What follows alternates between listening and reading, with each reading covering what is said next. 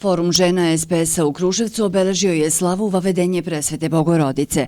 U prisustvu brojnih zvanica u prostorijama gradskog odbora presečen je slavski kolač.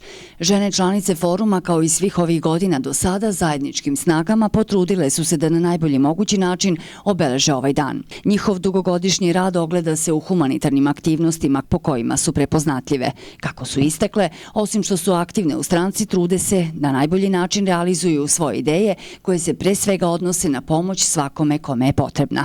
Slavu foruma žena u ime gradskog odbora SPS-a Kruševac čestitao je predsjednik odbora kruševačkih socijalista Siniša Maksimović. Čestitam vam slavu. Naša slava je Vavedenje Presvete Bogorodice.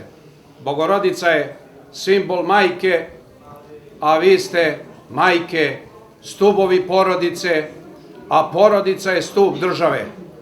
Znači, vi ste i stubovi države. U svakoj državi gde je zdrava porodica, gde se rađaju deca, ta država ima prosperiteta. Dižem ovu čašu vina za vaše zdravlje, za zdravlje vaših porodica, za zdravlje naših gostiju i njihovih porodica, da Bog sačuva sve nas.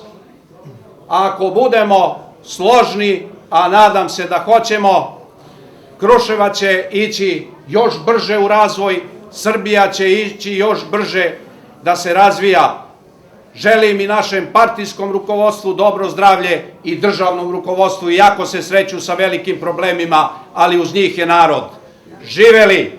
Praznik Vavedenje Presvete Bogorodice slava je foruma žena gradskog odbora Socijalističke partije Srbije u Kruševcu od 2009. godine.